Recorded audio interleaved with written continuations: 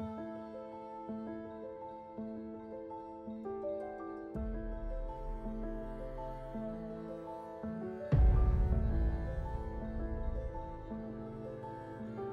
覺得有某啲場景啊 can 令到個城寨幾似一個城堡嘅，但係佢裏邊嘅城堡都係攞城寨啲牆啊，有啲鐵皮屋啊，你望落去就係堆砌到去一個有少少 castle 嘅味道嘅嘢嚟。咁我哋就用咗好多唔同嘅地方陳設啊、搭啊、加建啊，做咗好多個街道。咁譬如我哋喺元朗達德嗰度又做咗好多唔同嘅窄巷啊、細位啊咁嗰啲。咁啊喺成豐嗰度又做咗條主街道啦，再改景又變咗第二條街、第三條街咁樣，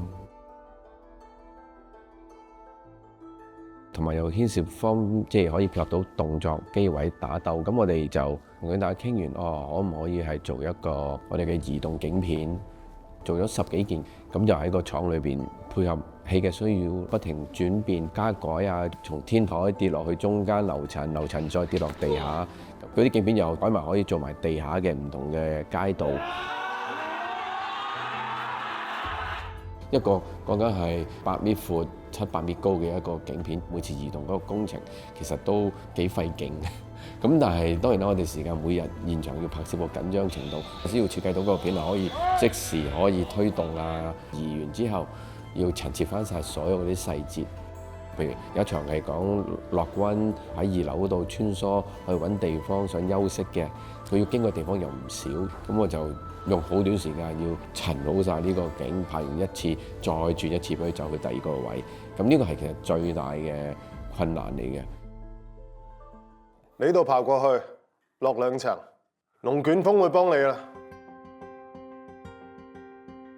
始終我哋冇可能係將還到成個1比1嘅城寨出嚟，我只係可以架構咗喺嗰個我哋要戲用到嘅，我實搭到幾多去做幾多咯。後期個 CG 量真係非常大，非常艱巨，真係。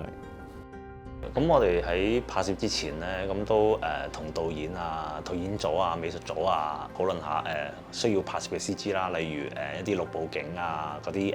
城寨結構嘅伸延啦。例如常怡道咧，美術組就搭咗一個城寨嘅一個角落頭。咁其實嗰度我哋就係要再將佢 extend 為一個城寨嘅一個 wide shot 咁樣嘅。咁喺嗰陣時，我哋都會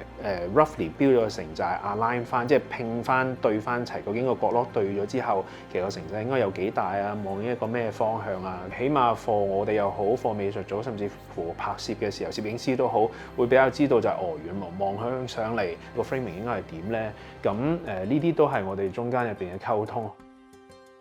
咁至於喺廠入邊拍嘅時候啦，導演有一樣嘅嘢好想表達到嘅就係嗰個高空嘅感覺，嗰個城寨嘅高度同埋深度，無論係一啲天台 shot 啦，你見到放風箏嘅 shot 又好啦，黃狗喺度同阿林峰喺度追逐嘅 shot 都好啦，嗰啲都係一啲觀眾比較少可以見到有人喺城寨嘅一啲禪縫喺度走啊、打交去追逐。咁嗰度做咗，我哋就係會預先就係將嗰個範圍嘅景 scan 咗佢先，咁知道大約頭1-2層實景有搭嘅效果係點樣，即係佢啲牆身嘅味道係點啊，啲細節係點。咁我哋就會再按翻個 shot 去試下 extend 咗個效果，俾阿導演睇下究竟出唔出到個深度同埋危險感覺咯。其實佢哋係想做一個有少少唔同感覺嘅城寨，除咗 base on 城寨本身嘅結構之外，佢好可能就係想要再加多少味道，例如大家印象睇翻啲相咧，城寨入邊好多電線好凌亂，好多水喉嘅。咁呢樣嘢係 base on 真實嘅數量之外，我哋都再去加多咗、加強咗，令到嗰種味道會再出啲咯。另外我哋都會再誇張咗，即係譬如好似係會 keep 住有人煮餸啊、冇煙啊，有嗰種好工廠嘅味道喺度啊，變成睇落去咧，大家都會知道嗰個係一個九龍城寨，但係個感覺會同真實嘅九龍城寨有少少唔同，會特別啲咁樣。因為你真實咗個城寨，其實又即係淨係還原個細節咁，其實又冇意思嘅。因為我哋最慘係我哋唔係話一個寫實嘅城寨嘅戲，我哋就要平衡，即係譬如我哋點樣攞城寨嘅元素、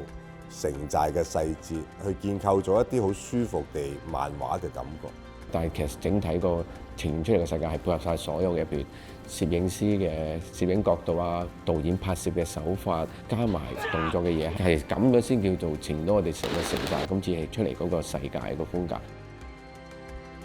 好望多兩眼啊！香港地變得好快。點都好啦，我信有啲嘢唔會變嘅。